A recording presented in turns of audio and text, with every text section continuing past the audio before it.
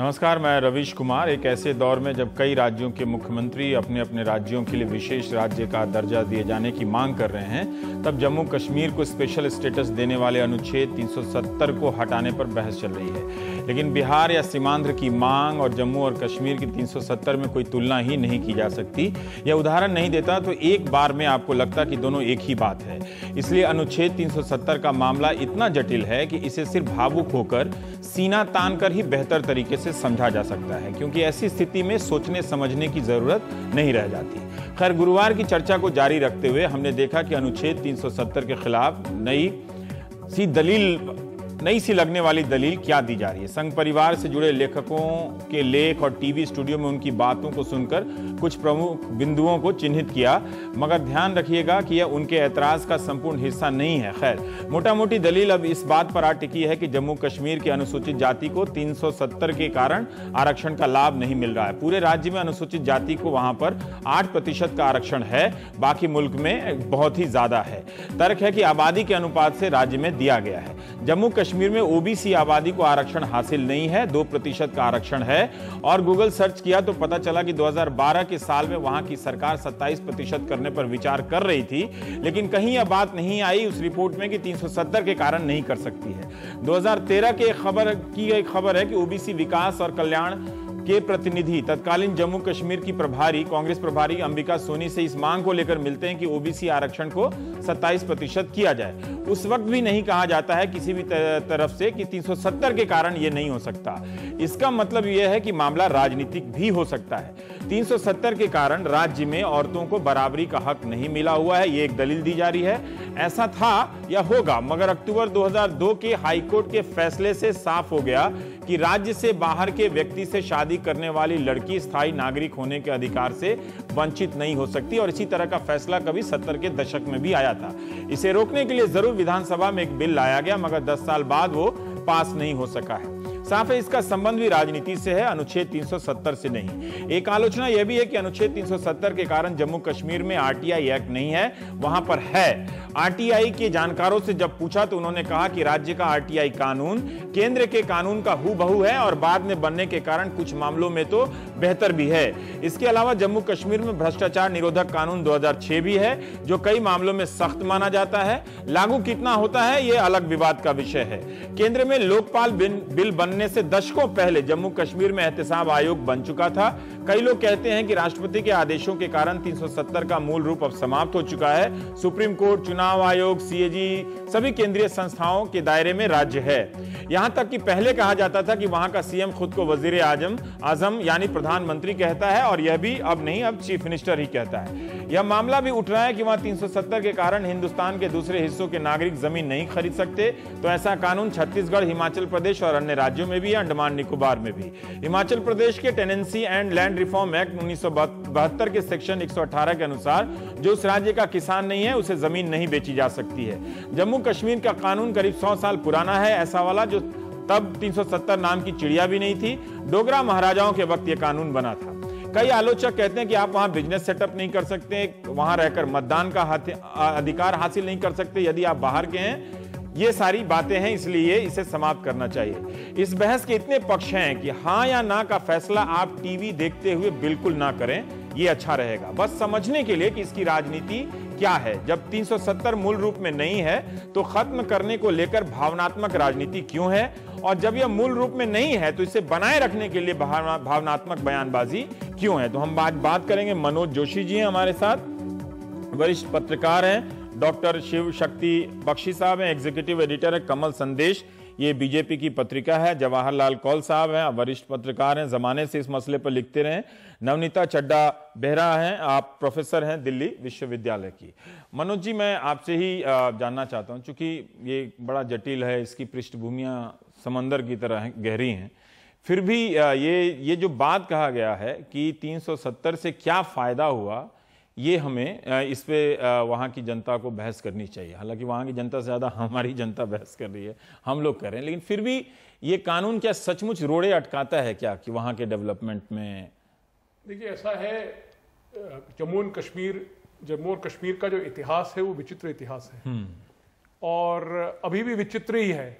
आप जानते हैं कि यूएन रेजोल्यूशंस की वजह से आज भी ज्यादा मुल्क ये मानते हैं कि जम्मू एंड कश्मीर जो है वो एक डिस्प्यूटेड टेरिटरी है। वो ये नहीं मानते कि भारत का अटूट अंग है, जैसे कि हम कहते हैं कि हम अटूट अंग है हमारा। तो जो विचित्रता है वो 370 में जाहिर होती है, क्योंकि जब जैसे मैंने कहा कि इतिहास था, एक विचित्र इतिहास रहा है जम्मू और कश्मीर का, और उस इतिहास की जो हालत है इस समय, वो आप जानते हैं कि पिछले 25 साल जम्मू और कश्मीर में एक इंसर्जेंसी सामने आई थी, मिलिटेंसी वहां चल रही थी, और बहुत ही मतलब जो हालत थे वहां के 70-80 हजार लोग वहां मर गए हैं। किसी का फोन ऑन है। हाँ, वहां के जो वहां पे डिस्प्लेसमेंट हुई है लोगों की, कश्मीरी पंडितों की, कौल साहब यहाँ पे हैं, वो उसके बारे में जरूर बात करेंगे। पर जहां तक कि 370 का सवाल है, 370 को पहले कुछ लोग कहते हैं कि ये एक ब्रिज है, मतलब जिसके तहत हम कश्मीर के साथ जुड़े हुए हैं। जहां तक कि संविधान में लिखा गया है, संविधान में कहते हैं कि ये एक टेम्पररी प्रोविजन माना गया है। नई दिल्ली की सरकार, जवाहरलाल नेहरू ये सोचते थे कि ये जाके आखिर में ये 370 जो है जाके कुछ समय के बाद जो है ये खत्म हो जाएगा। पर कश्मीर के जो लोग थे, खासकर जो कश्मीर के मुसलमान हैं, जो वैली के मुसलमान हैं, घाटी के मुसलमान हैं, उनके लिए जो है ये ऑटोनॉमी का जो सिलसिला था, वो सोचते थे कि ये हमारी ऑटोनॉमी की गारंटी है। और ये जो चीज है, अगर मुसलमान का, तो मैं जम्मू कश्मीर जब इसको बनाने के लिए जो संविधान सभा है, तो मैं देख रहा था कि वो 75 लोग कौन है, तो उसमें हिंदू और मुसलमान दोनों हैं, मतलब हिंदू और मुसलमान दोनों थे। पर आज जो सूरत है, आज जो सूरत है वहां, तो जाहिर है उस स्वायत्ता को 370 के लिए मुसलमान जो है, सभी समुदायों की हिस्सेदारी का जो मुसलमान है वो माइनॉरिटी है, और वो माइनॉरिटी साइकोसिस जिसको कहते हैं, माइनॉरिटी साइकोलॉजी जो है वो सामने आती है जब वो सोचता है कि मेरे जो हक हैं उनके ऊपर एनक्रोचमेंट हो रहा है। तो इसलिए ये जरूरी है कि ऐसे जो 370 जैसे अनुच्छेद हैं ये वहां पे जारी रहें। ठीक है जवाहर जी, मैं ये जानना चाहता था कि ये जो नई दलील, नया ग्राउंड ढूंढा गया है क्या कि वहां पर रिजर्वेशन नहीं लागू हो रहा है, इसलिए उसको समाप्त करना चाहिए, या वो सब अगर लागू होता, वहां अगर 27% आरक्षण होता, 22.5% वहां दलितों को आरक्षण होता, तब क्या आप ये मांग नहीं करते? तब आप क्या कहते हैं कि 370 होना चाहिए?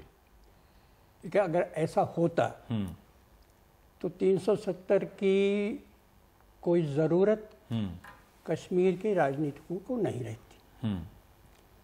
वो भी नहीं चाहते कि 370 रहे, क्योंकि 370 बेसिकली उसका बचाव या उसका विरोध पॉलिटिकल ही है। 370 अगर बचा रहता है तो वो इसलिए नहीं रहता है कि कश्मीर के लोग उसे चाहते हैं, वो इसलिए रहता है कि ये कैसे पता चलेगा कि कश्मीर के लोग चाहते हैं कि नहीं चाहते हैं? देखिए, अगर आप क्योंकि मैंने नहीं देखा है कि एक पार्टी बीजेपी के अलावा और आरएसएस के अलावा कोई और इसे प्रमुख रूप से या मुख्य रूप से इसे हटाने की मांग करता हो इस इशू। हाँ, ये आप देखिए, जम्मू कश्मीर को अगर आप देख लें तो मोटे मोटे लोग कहते हैं कि 3 हिस्से हैं, यानी घाटी है, जम्मू है, लद्दाख। लेकिन ये भी पूरी तरह से सच नहीं। घाटी का पूरा पहाड़ी इलाका गुज्जरों से बसा हुआ है।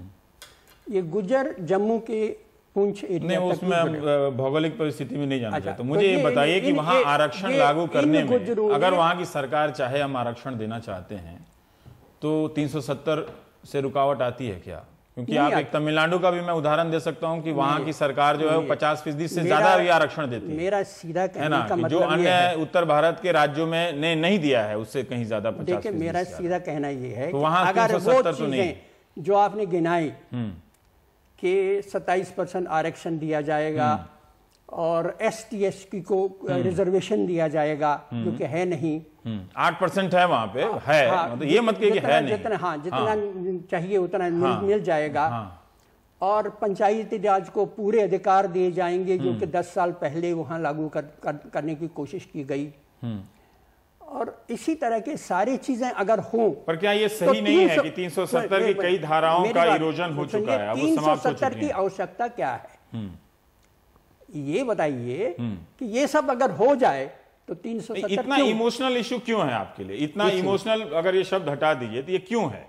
अगर जब ये अपने मूल रूप में है नहीं है, तो आप जब ये दलील दे रहे हैं औरतों के अधिकार का, तो वो तो पता नहीं चलता। वो तो 73 में भी वहां पर वो कानून तो 370 के रुकावट में भी नहीं आता। वो उनकी अपनी राजनीतिक है, घरेलू राजनीति की, देना चाहते कि नहीं देना चाहते। लेकिन उस राज्य में आज की तारीख में जब हम बात कर रहे हैं, तो कोई लड़की अगर किसी बाहरी से शादी करती है तो उसका जो परमानेंट रेजिडेंट है, उसके अधिकार जो है उससे जुड़े हुए कुछ भी स्थगित नहीं होते हैं। ठीक है, मैं जो आपसे ये कह रहा हूं कि ये इमोशनल इशू इसलिए है। मेरा इस सवाल का जवाब दे दीजिए। इसलिए तो मैंने कहा कि वो इमोशनल वाला छोड़ देते हैं ब्रेक में। वहां के लोगों के लिए ये है कि मुख्य रूप से एक घाटी का मसला है, समस्या है, और कोई भी दूसरी किसी क्षेत्र के लोग इससे कंसर्न नहीं, उनका से कोई वास्ता नहीं है। उसी तरह से जैसे पूरे हिंदुस्तान के बाकी पार्टियों का उससे कोई वास्ता नहीं है, उससे सिर्फ आपका वास्ता है। नहीं, आप ही का वास्ता है ना। कांग्रेस ने तो कभी नहीं कहती कि इसको हटा देना चाहिए, अकाली दल तो नहीं कहती है कि हटा देना चाहिए, सिर्फ बीजेपी का वास्ता है। आपसे मतलब मैं आपको उसमें जोड़ के नहीं कर रहा हूं। ये दलील चूंकि बीजेपी की भी है, इसलिए मैं उससे कह रहा हूं। मैं बीजेपी की ओर से नहीं बोलना चाहता, क्योंकि मैं नहीं, वो आप बोलेंगे। मैं एक बात कर रहा हूं कि ये दलील जो है संघ परिवार और राजनीतिक तौर पे और बीजेपी, ये दो प्लेटफॉर्म मुख्य रूप से। मैं ये भी चाहता हूं कि इस मसले को, इस समस्या को आप कश्मीरी पंडित वर्सेस अदर्स भी न बनाएं। नहीं, मैं बना नहीं रहा हूं, मैं तो उतना जानता भी नहीं कश्मीर के बारे में। मैं तो इतना पूछ रहा हूं, ये औरतों के अधिकार के बारे में जो दलील दी गई, मैं देख रहा था ऑर्गेनाइजर या अरुण जेटली का ब्लॉग में पढ़ रहा था, मोदी जी के भाषण का भी ये हिस्सा था कि उमर की उनकी बहन को वो अधिकार नहीं हासिल है जो उमर को हासिल है। दो तीन बातें तो मैं लोगों को बताना चाहता हूँ, आरटीआई लागू नहीं है। आरटीआई तो है वहां पे, तो कैसे नहीं लागू है? आप मुझे एक बात 2 मिनट का समय दीजिए। ठीक है, आप समय ले लीजिए सर।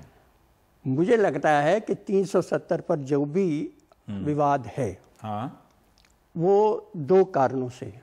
एक तो कश्मीर से बाहर के लोगों को जानकारी नहीं है, कम सूचना है। ये बात तो सही है, लेस इन्फॉर्मेशन। इसमें कोई मेरा मतांतर घाटी और जम्मू कश्मीर के अंदर के लोगों को मिस इन्फॉर्मेशन, दोनों यानी वहां जो चीजों को इंटरप्रिटेशन गलत है। एक मैं और जोड़ दूं कि मैं कल से बहुत सारा आर्टिकल पढ़ रहा हूं, और हर आर्टिकल में कुछ ना कुछ चीजों को छुपाया गया है, कुछ ना कुछ चीजों को उभारा गया है। अब जैसे एक बात अगर आपकी जानकारी हो तो बता दें, एक आर्टिकल में यह आता है कि जब यह ड्राफ्ट तैयार हो रहा था तब श्यामा प्रसाद मुखर्जी ने विरोध नहीं किया था। तब यह सही है कि गलत है? मैं इसके बारे में जानकारी नहीं है, लेकिन जब ड्राफ्ट के बाद इस पर दोबारा बहस हुई थी, तब श्यामा प्रसाद मुखर्जी और दूसरे वो तो दुनिया जानती है कि उन्होंने विरोध किया था, उनकी शहादत, बलिदान, ये सब तो पब्लिक डोमेन में था। लेकिन बनने के वक्त, और उसमें भी एक बात है कि चूंकि वहां लैंड रिफॉर्म हो रहे थे, तब जाकर ये लाइन ली गई उसके विरोध का। ये बात सही है कि गलत है? नहीं, ये गलत है। ये गलत है। पहली बात आप नहीं जानते, लेकिन दूसरी बात आप कह रहे हैं कि गलत। वो गलत है। शिव शक्ति जी, ये बात सही है कि वहां जब भू सुधार हो रहा होगा तो जरूर है, ये बात जरूरी है कि जब जमीन के सुधार होते हैं तो उससे जमींदारों के हित ही प्रभावित होते होंगे। मुझे नहीं मालूम वहां की डेमोग्राफी क्या है, लेकिन फिर भी आप इन 2 बातों का जवाब दे दीजिए जो मैं जवाहर जी से पूछ रहा था। हाँ, नहीं आपसे जो मैं उनसे पूछ रहा था। ये थोड़ा संदर्भ से हटकर आप इसको नहीं, क्योंकि अभी आपके जो तीनों संदर्भ में ऑर्गेनाइजर का भी लेख देख रहा था, इसमें बड़ा ये रिजर्वेशन वाला, आरटीआई वाला पॉइंट, प्रिवेंशन, ऑर्गेनाइजर से क्यों जोड़ते हैं? नहीं, मतलब अब वहीं से पढ़े ना, कहां से पढ़े? उसकी मान्यता है भाई। ये जो पूरा प्रश्न आपने अभी उठाया है, ये थोड़ा संदर्भ से हटकर है। यदि आप देखें कि विरोध उस वक्त संविधान सभा में किया गया या नहीं, उसका एक अलग संदर्भ था। उसका एक संदर्भ ये था, मैं आ रहा हूं, तो उसका यह संदर्भ था कि वह एक अस्थाई प्रोविजन था उस वक्त कॉन्स्टिट्यूशन में। आपको पता होगा तो वहां पर मैं इसमें यहीं रुक जाता हूं। मैं अभी बता दूं कि संविधान सभा में किसी भी कानून को अगर उठाएंगे, वहां जो बहस हो रही है उसमें विरोध के नाना प्रकार के आयाम हैं। ठीक है, अगर आप यही काम हर कानून के संदर्भ में करेंगे कि इस एक कानून में आरक्षण पर बहस हो रही है तो फला फला ने विरोध किया, उस कानून को लेकर फला ने विरोध किया, तो हर कानून, हर प्रावधान संदेह के दायरे में आ जाता है। ये प्रश्न वहां पर हसरत मोहानी आयंगर जरूर सवाल कर रहे थे, पर आप लोग या कोई भी ये नहीं बताता कि बाकी लोग इसके तरफदारी में क्या बयान दे रहे थे। यह प्रश्न तो आप उठा रहे हैं ना कि उस समय क्या हुआ, यह प्रश्न तो आपने उठाया। ये भी लेकिन दलील है कि आपको आयंगर और हसरत मोहानी वाली बात है। जो अंततः जो निचोड़ आया बहस का, यह प्रावधान एक अस्थायी प्रावधान था। ठीक है। दूसरी बात मैं आपका ध्यान ले जाना चाहता हूं, 1964 में एक प्राइवेट मेंबर बिल पे जो संसद में बहस हुई, और उस बहस में जो अनेकों सदस्य संसद सदस्य थे, उन्होंने कहा कि इस प्रावधान को अब निरस्त कर देना चाहिए, धारा 370 को निरस्त कर दे। उस वक्त तो भाजपा की कोई ताकत नहीं थी, जनसंघ की कोई ताकत नहीं थी। किन लोगों ने इस प्रश्न को उठाया? हिरेन मुखर्जी ने। प्राइवेट मेंबर बिल पास नहीं हुआ है। नहीं, लेकिन हिरेन मुखर्जी सीपीआई 50 से अभी मेरी बात पूरी, प्राइवेट मेंबर बिल की बात क्यों कर रहे हैं? नहीं, मेरी बात इसलिए नहीं, उसके संदर्भ को आप देखिए कि हिरेन मुखर्जी सीपीआई, मधु लिम्य, राम मनोहर लोहिया, ये लोग समाजवादी आंदोलन से जुड़े हुए लोग, कांग्रेस से जुड़े हुए हनुमंथैया और भागवत झा आजाद, इन सदस्यों ने ये पोजीशन लिया वहां पे कि धारा 370 को समाप्त कर देना चाहिए। और बाकी जिन सदस्यों ने पोजीशन लिया वो आपने बताया, आपने 5 लोगों का नाम गिना नहीं, और भी लोग, लेकिन भी तो कहा होगा कि इसे बरकरार रखना चाहिए, हमेशा के लिए नहीं। अच्छा, अभी जो बात है, अभी जो बहस उठा है, इसमें बात आग्रह केवल यही, ये पूरा मुद्दा उठता है जम्मू के ललकार रैली से, जबकि नरेंद्र मोदी जी ने, उन्होंने ये नहीं कहा वहां कि इसे निरस्त करना है या स्क्रैप कर, बहस होनी चाहिए। एक लोकतांत्रिक देश में, एक लोकतांत्रिक पद्धति में आप तो निरस्त करने की मांग करते रहे, करते रहे, से बदल गए क्या? नहीं, निरस्त करने की मांग करते, लेकिन बहस भी करने की बात है। ये नहीं, पिछले 40 साल में तो आपने काफी कुछ सोच लिया होगा। इसमें देखिए, नहीं, लेकिन एक लोकतांत्रिक की एक हमारा पोजीशन है ये, और भी दूसरे लोग है, आप बिना लोकतांत्रिक प्रोसेस के बिना वो कर ही नहीं सकते, चाहे और भी दूसरे लोग हो या ना हो। दूसरे लोगों के भी पोजीशन है लोकतांत्रिक व्यवस्था में। जब मेरा ये आरटीआई और ये सब जो नया आपने जो दलील ली है, क्या ये दलीलें आपके पहले की दलीलें में भी थी? अभी मैं आपकी बातें सुन रहा था, आप ये कह रहे थे कि देश में बहुत से राज्यों को विशेष दर्जा प्राप्त है, हिमाचल को प्राप्त नहीं, लेकिन धारा का अंतर मैंने बताया। नहीं, अंतर नहीं, धारा 371 के तहत उनको प्राप्त है, धारा 370 के समाप्त होना चाहिए कि नहीं होना चाहिए? कौन क्यों समाप्त होना चाहिए? हम तो कहते हैं धारा 371 में रख दीजिए जम्मू और कश्मीर। क्यों नहीं समाप्त होना? नहीं, धारा जहां तक जमीन का सवाल है, वहां पे 370 से वो नहीं है। आप ही ने कहा कि 100 साल पुराना कानून जहां तक जमीन मैडम को भी ले आते हैं। नहीं, आप अगर कुछ कहना चाहते हैं तो मैं तो आराम से कहूंगा। मेरा ये धारा 370 और धारा 300 सांस्कृतिक अरुणाचल, मणिपुर, नागालैंड में भी इस तरह के जम्मू और कश्मीर में जो पहचान, सांस्कृतिक पहचान की बात कर रहे हैं, इसी सांस्कृतिक पहचान को सुरक्षित रखने के लिए धारा 371 में प्रावधान किए गए हैं। लेकिन धारा 370 एलियनेशन को बढ़ाता है,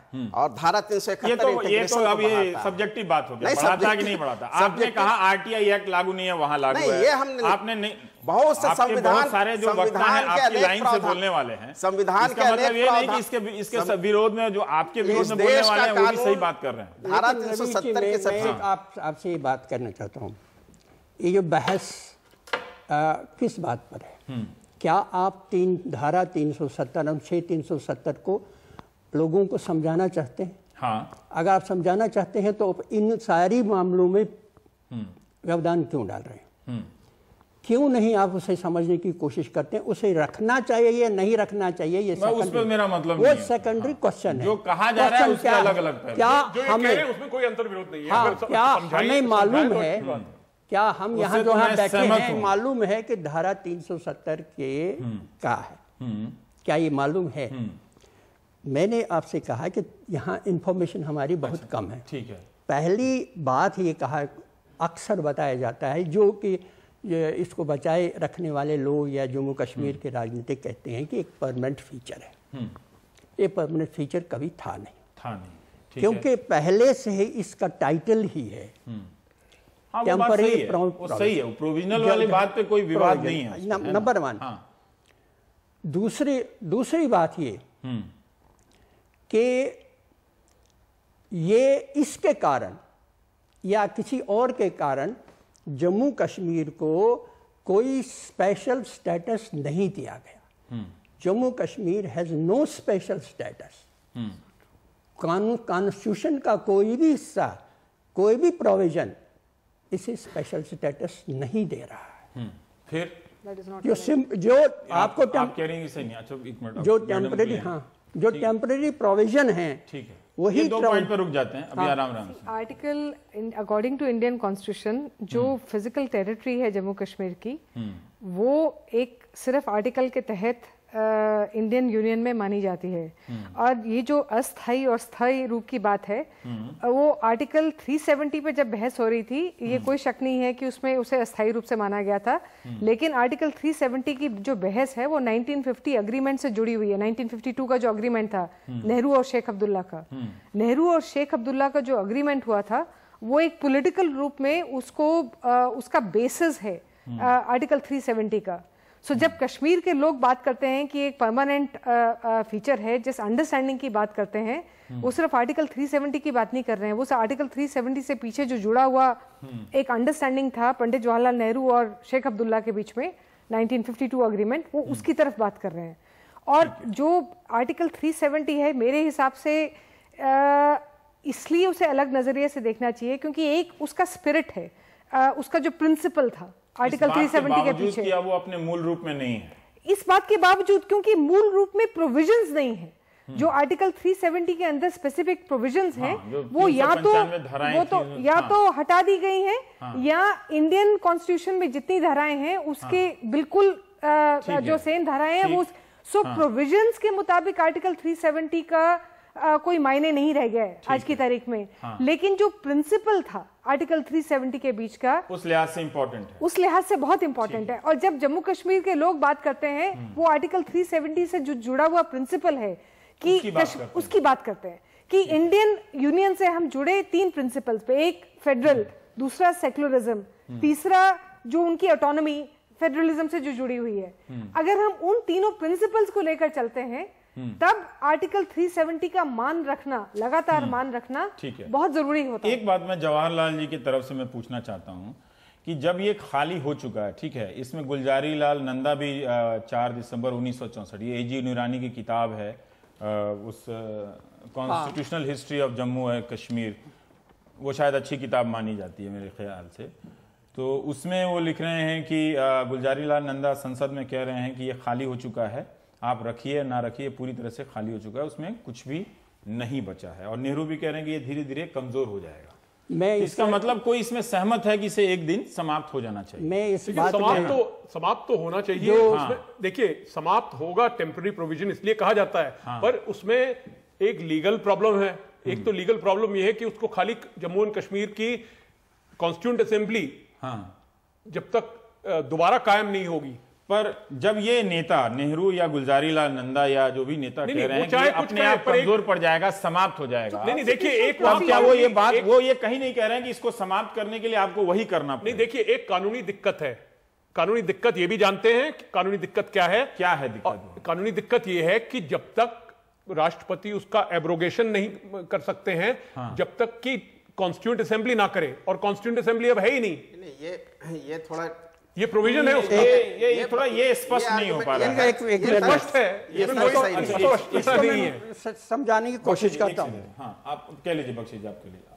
नहीं, मैं कहता हूं ये तर्क संगत नहीं है। इसी पे टिके रहिएगा। कॉन्स्टिट्यूएंट असेंबली ने, इनका कहना है कि कॉन्स्टिट्यूएंट असेंबली जबकि अब रही नहीं, और चूंकि ये जब भी इसका हटाया जाने की बात होगी तो कॉन्स्टिट्यूएंट असेंबली के सहमति से ही हटाया जाएगा, इसलिए अब इसमें हटाया नहीं जा सकता। कौन हटाएगा? इसकी हटाने की प्रक्रिया क्या होगी? लेकिन इसमें हटाने की प्रक्रिया हो सकती है। कॉन्स्टिट्यूएंट असेंबली ने जब जम्मू और कश्मीर का संविधान बनाया है, तो उसमें तो आप रोज संशोधन करते हैं। आप जब पूरी दुनिया को ये बताते हैं कि ये प्रोविजनल है, अस्थायी है, जहां चाह वहां राह, आप जब पूरी दुनिया को इतने सालों से बता रहे हैं लेखक लोग कि अस्थायी है, प्रोविजनल, कहीं ये लिखा है कि ये प्रोविजनल जब हटेगा तो उसका तरीका क्या होगा? कहीं भी आपको मिला है? ये राष्ट्रपति के नोटिफिकेशन से हटाया जा सकता है। राष्ट्रपति का नोटिफिकेशन कहीं लिखा हुआ है? कहीं भी किसी के भी लेख में तो लिखा है कि राष्ट्रपति का नोटिफिकेशन जो है उसको जम्मू एंड कश्मीर, जी मुझे बताइए कहीं ये लिखा है कि ये प्रोविजनल है? इनसे पूछिए क्या लिखा, मतलब हट जाएगा एक ना एक दिन, लेकिन कैसे हटेगा इसकी कोई किसी ने बात की है? इसमें कॉन्स्टिट्यूशन में व्यवस्था है, नहीं है। इंडियन कॉन्स्टिट्यूशन में इसको हटाने की प्रक्रिया स्पष्ट रूप से कहीं नहीं लिखी गई नहीं है, या है ही नहीं, दोनों में बड़ा अंतर है ही नहीं, समझ लीजिए। क्योंकि कॉन्स्टिट्यूएंट असेंबली ने उसे अप्रूव किया। आपको ये बात माननी पड़ेगी कि इंडियन यूनियन जब बनी जम्मू कश्मीर सिर्फ एक ऐसा इकलौता स्टेट था जिसकी अलग कॉन्स्टिट्यूएंट असेंबली थी। सो उन्होंने अपनी कॉन्स्टिट्यूशन बनाई जिसका ये हिस्सा था, जो उनकी समझ बनी। सो अगर आप उसका जो बेसिस है उसे निकाल देते हैं तो कॉन्स्टिट्यूएंट असेंबली के अप्रूवल के बिना आप उसे कैसे निकालेंगे? फिर में एक सवाल है कि कॉन्स्टिट्यूएंट असेंबली के जो केंद्र के बनाए कानून हैं उसमें अगर संशोधन करना होता है तो उसकी एक प्रक्रिया है, क्या उस प्रक्रिया के तहत ऐसा हो सकता है क्या? जम्मू कश्मीर का ये वाला जो आर्टिकल 370 है, शायद मुझे याद नहीं है कि कौन सा सुप्रीम कोर्ट केस एक बार आया था इसमें, कि जो फंडामेंटल टेनेट्स हैं, जो पार्ट्स हैं इंडियन कॉन्स्टिट्यूशन के, वो कैसे नहीं हटाए जा सकते हैं। एंड मांग जब हुई थी बीच में कि 370 should be made a fundamental part, unamendable part of the Indian constitution, वो लीगल रूप से वो केस जो है कहीं सिरे नहीं चढ़ा था। लेकिन एज ऑफ नाउ इसकी कहीं स्पष्ट क्रिया इसको हटाने की, जो मर्जी आता अपने बोलता है कि वहां की असेंबली से भी कंसेंट लेना पड़ेगा। सवाल जो है देखिए, सवाल जो है लीगैलिटी का नहीं है। देखिए, सवाल है आपके ईमान का। आपने कुछ वायदे किए थे, वायदे किसने किए थे? हमने नहीं किए थे, भारत सरकार ने किए थे। एक हमने जो वायदे किए गए हैं, सरदार पटेल थे, जब भारत सरकार से पहले उस वक्त की संविधान सभा ने भारत संविधान सभा ने किए थे। भारत सरकार ने दिल्ली एग्रीमेंट की जो जिक्र किया है 1952 में किए थे। तो हमको अपने वायदे पूरे करने हैं। हम ऐसे नहीं हो सकता कि पाकिस्तान के जैसे कि नवाज शरीफ ने कुछ कहा और मुशर्रफ ने कुछ और कह दिया और जो मर्जी आई वो आप कर रहे हैं। जी, इस वाली बात, इस पॉइंट फिर ये डिरेल हो गया। नहीं, इसी बात पर रखते हैं ना, एक पॉइंट पे इसको हटाने के बाद बात ये है कि ये बात सही नहीं है कि केवल जम्मू कश्मीर में संविधान सभा थी। संविधान जब भारत का संविधान बना, उस वक्त जितनी भी रियासतें हैं सबको अलग से संविधान सभा बनाने को कहा गया था, ऑल स्टेट्स, और सबको अपना संविधान बनाने के लिए कहा गया था। और उस प्रक्रिया वाले कौन थे, इनके बारे में तो कभी आपने कहा नहीं। ये तो आप इतिहास पढ़ा रहे हैं। नहीं, ये तो नया इतिहास बन रहा है। हो सकता है तथ्य हो, नहीं चांस मिलना चाहिए। बिल्कुल, हाँ, ठीक है, ये चेक करेंगे। अच्छा, ये इस सिचुएशन में क्योंकि बाकी स्टेट्स जो कि बाकी देश के स्टेट्स थे, वो उन्होंने कोई संविधान सभा बनाई नहीं, या कुछ बनाई, कुछ पूरी नहीं हुई।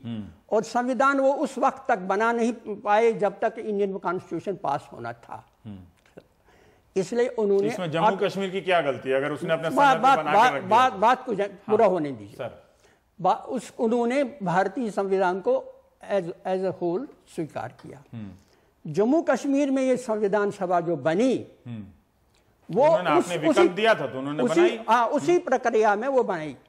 उस संविधान सभा का के जो उसके लिए जो बताया गया था, जो काम उसके था वो काम था रेटिफिकेशन ऑफ एक्सेशन। वो जो नोट उसमें है वो रेटिफिकेशन ऑफ एक्सेशन और अपने लिए गवर्नेंस का एक अपना वो जूरिस्प्रूडेंस पैदा करना, बनाना। ठीक है, बनाना। इसका 370 से कोई लेना देना नहीं। जितनी दलीलें हाल फिलहाल में आपकी तरफ से जो दी जा रही हैं, बात मुझे कमियां नजर आई। देखिए, बात ये सुनिए, उस संविधान सभा जो जम्मू कश्मीर की है, उस संविधान सभा का पहला वाक्य ये डिक्लेयर करता है कि हम, जिस देश की जनता ने, हमने ये का संविधान बनाया जो कि भारतीय संविधान के अनुरूप है, और हमारी relationship with the central government is of total integrity. देखिए, जो तो फिर इसमें विवाद क्या है? देखिए, आर्टिकल 1 के तहत से ये साफ कह दिया गया कि जम्मू और कश्मीर जो है भारत का अटूट अंग है। पर देखिए, ये भी कहा गया है 370C में कि आर्टिकल 1 जो है वो केवल 370 के माध्यम से आता है। जिसमें आप कुछ कहना चाहिए। तो अब देखिए, मैं वही कह रहा हूं, पेचीली बातें हैं। अगर आप लीगल इश्यूज पे चले जाएंगे, मैं कह रहा हूं लीगल इश्यूज पे मेरे दर्शक जो हैं वो समझ जाएं कि दोनों तरफ से जानकारियों में भारी कमी है, उनको काफी मेहनत करनी पड़ेगी राय बनाने से पहले। ऐतिहासिक तौर पे भी जो बात कर रहे हैं कि प्रिंसली स्टेट्स ने एक्सेशन किया था, प्रिंसली स्टेट्स का जो एक्सेशन था वो सरदार पटेल की जो 3 कंडीशंस थी उनके मुताबिक सबने एक्सेशन किया था। लेकिन जम्मू कश्मीर का एक्सेशन की बात जो बार बार उभर कर आती है, उमर अब्दुल्ला जी ने बात करी और इसमें कोई शक की बात नहीं है कि जो जम्मू कश्मीर का एक्सेशन था वो कंडीशनल था कि सिर्फ foreign affairs, railways and currency, these will be the 3 areas that will be decided by the Indian Union, and residuary powers will all be with the Jammu Kashmir Constituent Assembly. तब उसमें एक हालात की भी बात थी, तो वो हालात जब बदल गए हैं हालात तो की बात थी, सही बात है, लेकिन अगर हालात बदल गए हैं तो आप उसका मूल रूप से आपकी प्रोविजंस भी तो बदल गई है ना। आपकी प्रोविजंस दूसरे हालात तो नहीं बदले हैं। वो क्या है? पिछले 25 साल से वहां क्या हो रहा है? पर अब काफी शांतिपूर्ण स्थिति है। मैं कह रहा हूं शांतिपूर्ण स्थिति है, पर वहां पे और इस बात का प्रमाण है कि वहां के लोग इस विलय से कभी ऐतराज नहीं करते, इस इंटीग्रेशन के कभी इंटीग्रेशन ऐतराज नहीं करते, पर फिर भी वहां आज जो स्थिति है वो ऐसी स्थिति है जहां की हमारे कश्मीरी पंडित वापस नहीं जा सकते। आज भी वो स्थिति है कि वहां पे आतंकवादियों को शरण दिया जाता है। अक्सर कई जगहों पे नॉर्मैलिटी तो वहां नहीं आई है दोबारा। और नॉर्मैलिटी किस लिए नहीं आई है? क्यों वहां पे जब छोटी सी बात हो जाती है तो एकदम बड़ा रूप ले लेती है, जैसे कि वो पथराव का मामला। हमें एक छोटा सा ब्रेक लेना पड़ेगा। जब फारूक अब्दुल्ला साहब ने 2000 के साल में जब वो ऑटोनॉमी लेकर आए थे, ऑटोनॉमी बिल लेकर आए थे, तो वाजपेयी जी ने रिजेक्ट कर दिया था। आज 14 साल हो गए, कोई वहां पे संघर्ष भी नहीं कर रहा है। इसका मतलब है कि हमें इस बहस के जरिए वहां की जनता पे भी भरोसा व्यक्त करना चाहिए कि वहां जनता कम से कम इसको लेकर सड़कों पे नहीं है। तो उनके दिलों That is not exactly correct. ये करेक्ट नहीं, तो छोटे से ब्रेक के बाद आके इसी पे बात करेंगे, अगर ये सही नहीं है तो।